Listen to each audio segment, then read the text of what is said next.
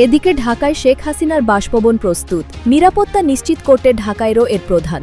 দেশে ফেরার সকল প্রস্তুতি শেষ শেখ হাসিনার। ভারত চায় যেভাবে সামরিক বিমানে করে শেখ হাসিনাকে ভারত রেখে আসা হয়েছে, ঠিক সেভাবেই অথবা কিভাবে শেখ হাসিনাকে ভারত থেকে বাংলাদেশে নিয়ে আসা হবে এবং নিয়ে আসার পর শেখ হাসিনা যে বলছেন তিনি আদালতে আত্মসমর্পণ করবেন, তারপর তার যথাযথ নিরাপত্তা নিশ্চিত করে কোথায় তার থাকার ব্যবস্থা হবে সেগুলোর পুরো নিরাপত্তা রুটিনটা ভারতের গোয়েন্দা সংস্থা জানতে চায়। শেখ হাসিনার প্রত্যাবর্তন ও তার নিরাপত্তা নিশ্চিত করার জন্যই ভারতীয় গোয়েন্দাদের এই ঢাকা সফর।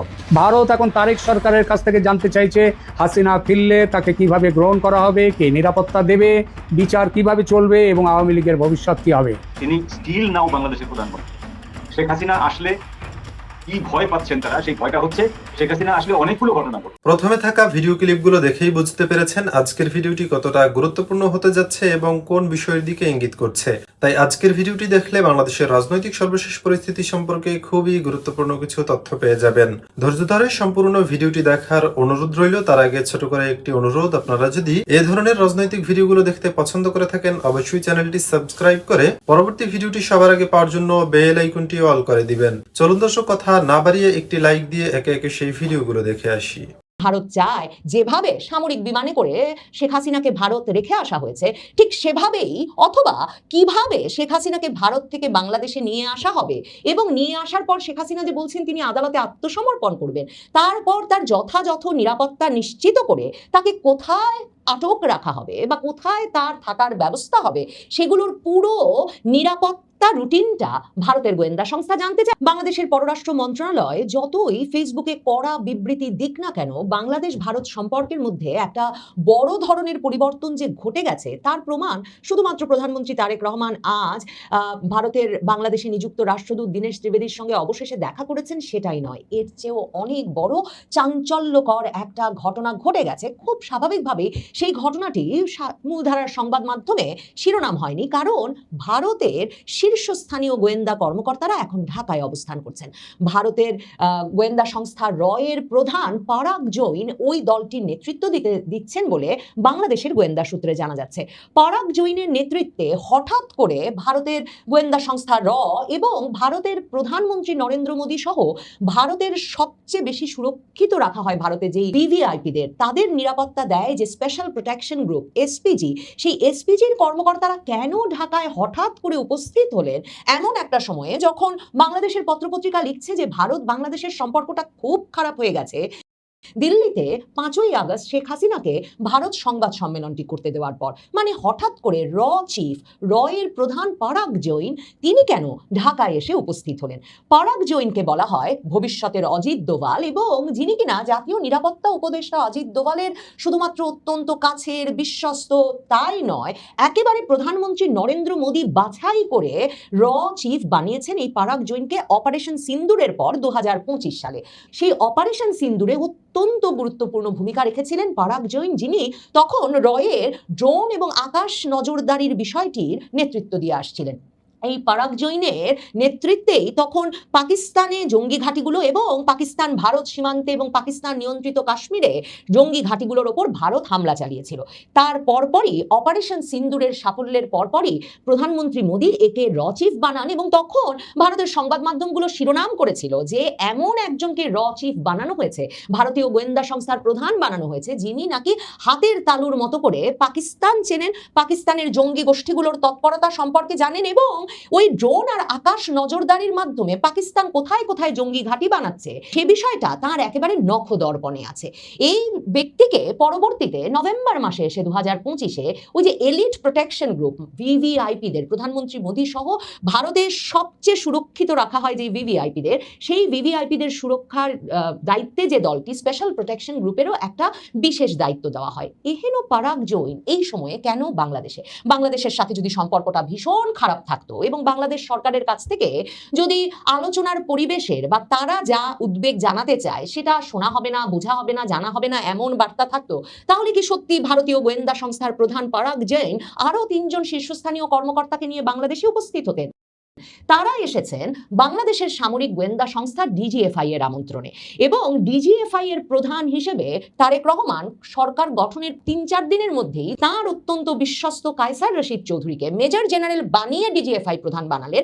তার পরপরই কিন্তু কায়সার রশিদ চৌধুরী বাংলাদেশের ডিজিএফআই প্রধান স্ত্রী সহ চিকিৎসার জন্য দিল্লি যাচ্ছেন এমন ঘোষণা দিয়ে দিল্লি ঘুরে এসেছিলেন এবং তারপর তিনি ঘুরে আসার পরের সপ্তাহে ভারতীয় সংবাদ মাধ্যম প্রিন্ট সহ বিভিন্ন সংবাদ মাধ্যমে খবর প্রকাশিত হয়েছিল যে এই যে বাংলাদেশের গোয়েন্দা সংস্থার প্রধানের ভারত সফরের মাধ্যমে দুদেশের সম্পর্কের বরফ গলতে শুরু করলো। এখন এই যে পারাগ জৈন এবার ডিজিএফআই এর দাওয়াতে তার ৩ জন কর্মকর্তা সহ ঢাকায় এলেন, তার প্রধান কারণ হিসেবে জানা যাচ্ছে বাংলাদেশের গোয়েন্দাদের সূত্রেই যে এই পারাগ জৈন ড্রোন আর আকাশ নজরদারির মাধ্যমে 2025-এর নভেম্বরে যখন বর্তমান বাংলাদেশের পররাষ্ট্রমন্ত্রী খলিলুর রহমান বাংলাদেশে জাতীয় নিরাপত্তা উপদেষ্টা ছিলেন, তখন অজিত দোভাল যে তাকে দিল্লিতে আমন্ত্রণ জানিয়ে নিয়ে গিয়েছিলেন, এই পারাগ জৈন তখনই বাংলাদেশ ভারত সীমান্ত জুড়ে পাকিস্তানি গোয়েন্দা সংস্থার মদদে পাকিস্তানের বিভিন্ন জঙ্গি সংগঠনের তৎপরতা এবং বিভিন্ন জঙ্গি সন্ত্রাসী সংগঠনের ঘাঁটির ছবি তুলে দিয়েছিলেন। এমনকি লন্ডনে বসে যখন ভারতের রাষ্ট্রদূত ভারতের লন্ডনে নিযুক্ত কর্মকর্তার সঙ্গে বাংলাদেশে ফেরার বিষয়ে তারেক রহমানের আলাপ হয়েছে, তখনও ভারতের তরফে তারেক রহমানকে এই সব ছবি তুলে দেওয়া হয়েছিল যাতে তিনি বাংলাদেশে ফিরে যখন নির্বাচনের মাধ্যমে প্রধানমন্ত্রী নির্বাচিত হবেন হয়েই তিনি এই বিষয়ে উদ্যোগী হন এবং এই পাকিস্তানি জঙ্গি সংগঠনগুলোর তৎপরতা ভারত বাংলাদেশ সীমান্ত জুড়ে বন্ধ করেন। তারেক রহমান সে কাজটা যেমন করেন নাই, তার আরেকটা যেটা সবচেয়ে বড় অনুরোধ ছিল বাংলাদেশের পরিবেশ স্থিতিশীল করতে, সেই কাজটাও করেন নাই। সেটা হচ্ছে বাংলাদেশে একটা অন্তর্ভুক্তিমূলক রাজনৈতিক পরিবেশ সৃষ্টি। আর এরই মধ্যে একদিকে যেমন তারেক রহমান আইন করে নিষিদ্ধ করেছেন আওয়ামী লীগের কার্যক্রম, ওদিকে শেখ হাসিনা ঘোষণা দিয়ে দিয়েছেন যে শেখ হাসিনা ডিসেম্বরের মধ্যেই দেশে ফিরবেন। এখন কোন পরিস্থিতিতে ভিভিআইপিদের নিরাপত্তার দায়িত্বে নিযুক্ত এসপিজি গ্রুপের সদস্যরা এবং চিফ পারাগ জৈন বাংলাদেশে আসতে পারেন, সেই প্রশ্নটার উত্তর খুঁজতে গেলে সরাসরি জানা যাচ্ছে যে এদের সাথে আজ প্রধানমন্ত্রী তারেক রহমানের একটা বৈঠক হয়েছে। এছাড়াও এরা বিভিন্ন বৈঠক করেছেন বাংলাদেশের কর্মকর্তাদের সঙ্গে, দীনেশ ত্রিবেদীর সঙ্গেও তারা বসবেন বটে, কিন্তু প্রধানমন্ত্রী তারেক রহমান সহ বাংলাদেশের গোয়েন্দা কর্মকর্তাদের সঙ্গে তারা যে বিষয়ে মত বিনিময় করেছেন সেটা এক, তাদের হাতে প্রমাণ আছে, ছবি আছে, বাংলাদেশ ভারত সীমান্ত জুড়ে পাকিস্তানি গোয়েন্দা সংস্থার মদদে একের পর এক জঙ্গি শিবির গড়ে উঠেছে, যা নিয়ে দিল্লিতে শেখ হাসিনার সংবাদ সম্মেলনে হাসিনা পুত্র সজীব ওয়াজেদ জয় সরাসরি কথা বলেছেন যে বাংলাদেশকে দ্বিতীয় পাকিস্তান বানানোর চেষ্টা চলছে, তা নিয়ে কথা বলেছেন এবং সরকারকে খুবই দ্রুত এই তৎপরতা বন্ধ করতে হবে, বাংলাদেশের সামরিক গোয়েন্দা সংস্থাকে যথাযথ ব্যবস্থা নিতে হবে, সেটা পরিষ্কার করে বলেছেন। এমন একটা পরিস্থিতিতে বলেছেন যখন কিনা বাংলাদেশের সামরিক গোয়েন্দা সংস্থার কাছ থেকে কিন্তু সেই গ্রিন সিগন্যাল পেয়েই তারা এসেছেন যে বাংলাদেশের সামরিক গোয়েন্দা সংস্থা এ বিষয়ে তৎপর হতে আগ্রহী, এ বিষয়ে তৎপর হতে চায় এবং সরকারের সর্বোচ্চ পর্যায়কে এ বিষয়ে একমত করতে তারা ভারতের গোয়েন্দা সংস্থার প্রধানের তার সাথে একটা বৈঠকেরও ব্যবস্থা করে দেন বাংলাদেশের প্রধানমন্ত্রী। এরপর যে কাজটিতে তারা মূলত এসেছেন, যেই ভিআইপির নিরাপত্তা নিশ্চিতে তারা এসেছেন, তিনি হচ্ছেন শেখ হাসিনা। শেখ হাসিনা বাংলাদেশে ফিরবেন বলেছেন এবং ভারতের কথা হচ্ছে ভারত কিছুতেই শেখ হাসিনাকে প্রত্যর্পণ করবে না, কারণ ট্রাইব্যুনালের ওই মামলায় যেভাবে বিচার কাজ পরিচালনা হয়েছে এবং যে ধরনের রায় দেওয়া হয়েছে তার কোনোটাই আন্তর্জাতিক মানসম্পন্ন হয়েছে বলে ভারত মনে করে না। কাজেই ওই বিচারের ভিত্তিতে ভারত প্রত্যর্পণ করবে শেখ হাসিনাকে ভারতের মাটিতে গ্রেফতার করে, সেটা যে কখনোই ঘটবে না সে বার্তা যেমন প্রধানমন্ত্রী তারেক রহমানকে দীনেশ ত্রিবেদী দিয়েছেন, ভারতের তরফে দেওয়া হয়েছে পররাষ্ট্রমন্ত্রী খলিলুর রহমানের মাধ্যমেও, ঠিক তেমনি ভাবে ভারতের গোয়েন্দা সংস্থার প্রধান এসেও বাংলাদেশে সে কথাটাই স্পষ্টভাবে জানিয়েছেন। কিন্তু ভারত চায় যেভাবে সামরিক বিমানে করে শেখ হাসিনাকে ভারত রেখে আসা হয়েছে ঠিক সেভাবেই, অথবা কিভাবে শেখ হাসিনাকে ভারত থেকে বাংলাদেশে নিয়ে আসা হবে এবং নিয়ে আসার পর শেখ হাসিনা যে বলছেন তিনি আদালতে আত্মসমর্পণ করবেন, তারপর তার যথাযথ নিরাপত্তা নিশ্চিত করে তাকে কোথায় আটক রাখা হবে বা কোথায় তার থাকার ব্যবস্থা হবে সেগুলোর পুরো নিরাপত্তা রুটিনটা ভারতের গোয়েন্দা সংস্থা জানতে চায়। কারণ ভারতের গোয়েন্দা সংস্থার কাছে সর্বোচ্চ তথ্য আছে। ওই যে যিনি হাতের তালুর মতো চেনেন পাকিস্তান আর পাকিস্তানের গোয়েন্দা সংস্থাকে, ভারতের গোয়েন্দা সংস্থার ভেতরে সেই পারাগ জৈনের কাছে সুস্পষ্ট তথ্য আছে যে বাংলাদেশে শেখ হাসিনা ফিরলে পাকিস্তানি গোয়েন্দা সংস্থা তাকে হত্যা করার প্রচেষ্টা চালাবে। ভারতের সংবাদ মাধ্যম নর্থ ইস্ট নিউজ তারা লিখছে, যাদের সংবাদ নিয়মিত পড়লে খুব সহজে বোঝা যায় ভারতের গোয়েন্দা সংস্থা বাংলাদেশের সামরিক গোয়েন্দা সংস্থার সঙ্গে তাদের ঘনিষ্ঠ যোগাযোগ আছে, সেই পত্রিকাটি লিখছে যে প্রধানমন্ত্রী তারেক রহমানের ব্রিক্স সামিটে যোগদানের পর দেশে ফিরে আসার পরপরই হয়তোবা শেখ হাসিনার দেশে ফেরার ব্যবস্থা হতে পারে। মানে এই যে পারাগ জৈন হঠাৎ করেই আগস্ট মাসে ঢাকা গিয়ে উপস্থিত হলেন, নর্থ ইস্ট নিউজ লিখছে তাদের কাছে গোয়েন্দা সূত্রে খবর আছে এই যে শেখ হাসিনার দেশে ফেরাটা আসলে ডিসেম্বর পর্যন্ত আটকে থাকবে না, বরং আগামী মাসে সেপ্টেম্বর মাসে তারেক রহমান ভারত সফর শেষে ফিরলেই শেখ হাসিনার ভারত থেকে ফেরার একটা পুরোপুরি ব্যবস্থা করবার জন্যই এই গোয়েন্দা কর্মকর্তারা ঢাকায় এসে পৌঁছেছেন। ভারতের গোয়েন্দা সংস্থার দাবি যে বাংলাদেশের সেনাবাহিনী, বাংলাদেশের সেনা গোয়েন্দা সংস্থার সর্বোচ্চ নিরাপত্তায় শেখ হাসিনার নিরাপত্তা নিশ্চিত করবেন যখন তিনি বাংলাদেশে ফিরবেন, এবং তাদের দাবি যে এই ব্যবস্থাটি সম্পর্কে তারা যদি সম্পূর্ণভাবে সন্তুষ্ট না হন তাহলে যে ব্যবস্থায় শেখ হাসিনা ফিরবেন তাতে তিনি ফিরলেই তাকে হত্যা করা হতে পারে, এবং তাকে যদি হত্যা করা হয় তাহলে ভারতের যেটা আশঙ্কা বাংলাদেশে ওরকম একটা সফল হত্যা মিশনের পর সেই দাপট একেবারেই সীমা ছাড়িয়ে যাবে। কাজেই ভারত এখন থেকে সম্পূর্ণত নিশ্চিত হয়ে সামনে এগোতে চাইছে, এবং বাংলাদেশ সরকারের সঙ্গে তাদের এই বোঝাপড়া হয়ে গেছে। বাংলাদেশের গোয়েন্দা সংস্থার সাথে যেমন হয়েছে তেমনি বাংলাদেশের সরকার প্রধানের সাথেও তাদের এই বোঝাপড়া হয়ে গেছে যে আওয়ামী লীগের ওপর থেকে রাজনৈতিক কার্যক্রমের নিষেধাজ্ঞা যেমন তুলতে হবে তেমনি শেখ হাসিনার নিরাপদে দেশে ফেরার ব্যবস্থা করতে হবে। শেখ হাসিনাকে কোথায় রাখা হবে, কোন সাব জেলে, কোন ভবনে, সেনানিবাস মানে ক্যান্টনমেন্টের ভেতরে নাকি ক্যান্টনমেন্টের বাইরে, তাহলে কি তার সর্বোচ্চ নিরাপত্তা নিশ্চিত করা যাবে, এই বিষয়গুলো যেমন চূড়ান্ত করে ফেলতে হবে খুব শিগগিরই, তেমনি বাংলাদেশ সরকারকে, তারেক রহমান সরকারকে সারা বাংলাদেশ জুড়ে জঙ্গি তৎপরতায় লাগাম টেনে ধরতে হবে। আর ভারত বাংলাদেশ সীমান্ত জুড়ে যেসব জঙ্গি শিবিরের ছবি পারাগ জৈন অজিত দোভালের হাত দিয়ে সেই 2025-এর নভেম্বরে বাংলাদেশের জাতীয় নিরাপত্তা উপদেষ্টা এখনকার পররাষ্ট্রমন্ত্রী খলিলুর রহমানের হাতে তুলে দিয়েছিলেন, যেগুলো বন্ধ করার প্রতিশ্রুতি দিয়ে তারেক রহমান দেশে ফিরতে পেরেছিলেন, সেগুলো এখনই বন্ধ করতে হবে। কিন্তু 9 আগস্টের ভারতীয় নিরাপত্তা প্রতিনিধি দলের সফরের সময় গোপনীয়তা এবং পরদিন আবার তারেক রহমান, দীনেশ ত্রিবেদী মানে ভারতের রাষ্ট্রদূতের সাক্ষাৎ, তাদের মধ্যে বৈঠক, এই তিনটে যদি একসঙ্গে রাখা হয় তাহলে বোঝা যায় শেখ হাসিনার প্রত্যাবর্তন ও তার নিরাপত্তা নিশ্চিত করার জন্যেই ভারতীয় গোয়েন্দাদের এই ঢাকা সফর। আর এটাই যে সম্ভাব্য এই সফরের কেন্দ্রীয় বিষয়, এটা মানছেন আন্তর্জাতিক কূটনীতি বিশেষজ্ঞরা। যদিও ভারত এ ব্যাপারে মুখ খুলছে না, আর পরিস্থিতির চাপে বাংলাদেশ সরকার এতটাই বিমর্ষ ও বিপর্যস্ত যে কি বলবে ভেবেই পাচ্ছে না। কেন বলা হচ্ছে শেখ হাসিনার প্রত্যাবর্তন নিয়ে সবকিছু ঠিকঠাক করতে ভারতীয় গোয়েন্দাদের এই সফর, এবং একই সঙ্গে তারেক রহমানের সঙ্গে ভারতের রাষ্ট্রদূতের অত্যন্ত গুরুত্বপূর্ণ, এটা কেন, এটা আদৌ কাকতালীয় নয়, এই কী জন্যে সেটা এবার এখানে আলোচনায় আসা যাক। প্রথমত, হাসিনার ফেরার ঘোষণা নতুন নয়। 10ই জুলাই তিনি রয়টার্সকে জানিয়েছিলেন ডিসেম্বর নাগাদ তিনি কয়েকজন বরিষ্ঠ বা জ্যেষ্ঠ আওয়ামী লীগ নেতাকে সঙ্গে নিয়ে বাংলাদেশে ফিরবেন এবং আদালতে আত্মসমর্পণ করবেন। সে সময় তিনি স্পষ্ট বলেছিলেন ঢাকা সরকারের সঙ্গে তার কোনো যোগাযোগ হয়নি। কিন্তু 5 আগস্ট দিল্লির সাংবাদিক সম্মেলনে সেই ঘোষণা প্রকাশ্য রাজনৈতিক অঙ্গীকারে পরিণত হয়েছে। তিনি শুধু এবার ফেরার কথাই বলেননি, আওয়ামী লীগের নিষেধাজ্ঞা প্রত্যাহার, রাজনৈতিক বন্দীদের মুক্তি এবং তার বিরুদ্ধে মামলাগুলিকে রাজনৈতিক বলে তিনি প্রত্যাখ্যান করেছেন। 5 আগস্ট তার বক্তব্য শরীরী ভাষা অনেক প্রত্যয়ী ও বলিষ্ঠ। এর অর্থ এটি আর একজন অভিযুক্ত মাত্রের নিছক আত্মসমর্পণের প্রশ্ন নয়, এটি বাংলাদেশে একটি বৃহৎ রাজনৈতিক শক্তির পুনঃপ্রবেশের প্রশ্ন। দ্বিতীয়ত, হাসিনার সাংবাদিক সম্মেলনের মাত্র 4 দিন পর ভারতীয় নিরাপত্তা প্রতিনিধি দল ঢাকা পৌঁছে গেছে। এটি নিছক কাকতালীয় হলে সময়টা কিন্তু অত্যন্ত অস্বাভাবিক।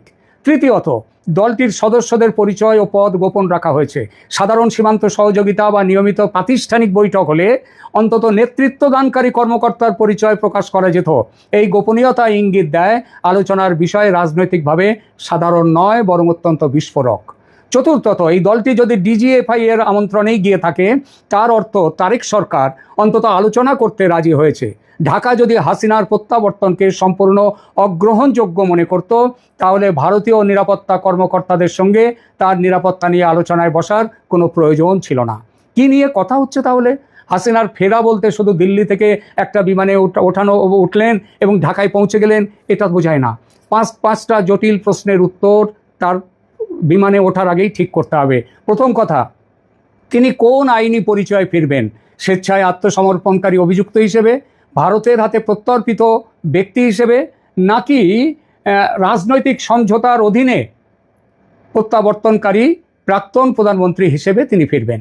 এই তিনটির আইনি ও রাজনৈতিক ফলাফল সম্পূর্ণ আলাদা। ঢাকা বিমানবন্দর থেকে তাকে কে হেফাজতে নেবে? বাংলাদেশ পুলিশ, বিশেষ নিরাপত্তা বাহিনী, সেনাবাহিনী, না কোনো যৌথভাবে নির্ধারিত ইউনিট? ভারতের কাছে এটা কিন্তু সবচেয়ে গুরুত্বপূর্ণ তাৎক্ষণিক প্রশ্ন। কে তার হেফাজত নেবে? তাকে কোথায় রাখা হবে এটাও আর একটা বড় ব্যাপার। সাধারণ কারাগারে, বিশেষ সুরক্ষিত কারাগার, সামরিক নিয়ন্ত্রিত স্থাপনা যেমন ক্যান্টনমেন্টে, হাসপাতাল, না গৃহবন্দিত্ব? প্রতিটি বিকল্পের নিরাপত্তা ও রাজনৈতিক অর্থ আলাদা আলাদা। এরপর আদালতে হাজিরা ও মৃত্যুদণ্ডের কি হবে? হাসিনা মৃত্যুদণ্ডের মুখোমুখি। ভারত যদি তার নিরাপদ প্রত্যাবর্তন চায়, তবে দিল্লি নিশ্চয়ই চাইবে তাকে তৎক্ষণ যেন মৃত্যুদণ্ড কার্যকরের ঝুঁকিতে তাকে না পড়তে হয়। অর্থাৎ আপিল, পুনর্বিচার এবং আইনজীবীর সুযোগ নিশ্চিত থাকবে। যাকে বলে ফেয়ার ট্রায়াল, সেটা নিশ্চিত করতে হবে তারেক রহমান সরকারকে। এরপর আসছে রাজনৈতিক সহিংসতা, যেটা শেখ হাসিনা দেশে ফিরলে হবে, সেটা কিভাবে ঠেকানো হবে? শেখ হাসিনা দেশে ফিরলে বিমানবন্দর, আদালত ও কারাগার ঘিরে আওয়ামী লীগ সমর্থকদের বড়সড় জমায়েত হবেই। বিক্ষোভ এবং তার পাল্টা বিক্ষোভও হতে পারে। জামাত, এনসিপি বড় কিছু করতে চাইবে, সে প্ল্যান তারা করছে। এমনকি হাসিনার উপর হামলাও করে দিতে পারে তারা। তাকে বহনকারী গাড়ি বহরে আক্রমণ হতে পারে, কিংবা বন্দি দশায় তার ক্ষতির চেষ্টা হতে পারে। তেমন ঘটলে ঘটনা বাংলাদেশকে ভয়াবহ অস্থিরতার মধ্যে ঠেলে দেবে। অর্থাৎ ভারতীয় কর্মকর্তারা শুধু একজন ব্যক্তির দেহ রক্ষার ব্যবস্থা নিয়ে আলোচনা করছেন না, তারা রিটার্ন প্রোটোকল, যাত্রাপথ, হস্তান্তর, হেফাজত, আদালত, বাসস্থান, চিকিৎসা, যোগাযোগ এবং জনসমাবেশ নিয়ন্ত্রণ, এই সমস্ত নিরাপত্তা কাঠামো নিয়ে কথা বলতে ভারতীয় গোয়েন্দারা গেছেন ঢাকায়। নয়াদিল্লির সাউথ ব্লকে আর একটি প্রশ্ন খুব ঘুরপাক খাচ্ছে এখন, সেটা হলো ভারতীয় নিরাপত্তা কর্মী তারা কি হাসিনার সঙ্গে ঢাকায় যেতে পারেন? তাত্ত্বিকভাবে নিশ্চয়ই যেতে পারে। সীমিত সংখ্যক ভারতীয় নিরাপত্তা কর্মকর্তা বিমান বাংলাদেশে পৌঁছানো, ঢাকায় সেখানকার অথরিটির হাতে তাকে পৌঁছে দেওয়া পর্যন্ত তার সুরক্ষা দিতেই পারেন। কিন্তু বাংলাদেশের ভূখণ্ডে তারা স্বাধীনভাবে সশস্ত্র নিরাপত্তা পরিচালনা করতে পারেন না। তার জন্য তারেক সরকারের স্পষ্ট অনুমতি এবং লিখিত কার্যবিধি প্রয়োজন, আর সেই ব্যাপারেও কথা বলতে এরা গেছেন। সুতরাং ভারতীয় কমান্ডো বাংলাদেশে নেমে হাসিনাকে নিরাপত্তা দেবে, এমন দাবি এই মুহূর্তে করা ঠিক হবে না। তবে জানা যাচ্ছে তারেক সরকারের অনুমতি নিয়ে ভারতীয় কমান্ডোরা যাতে শেখ হাসিনার সঙ্গে থাকতে পারে, সে ব্যাপারে আলোচনা করবেন ভারতের যে গোয়েন্দারা গেছেন তারা, এবং তাদের ফিডব্যাক নিয়ে তারেক রহমানের সঙ্গে এই ব্যাপারে কথা বলবেন ভারতীয় রাষ্ট্রদূত।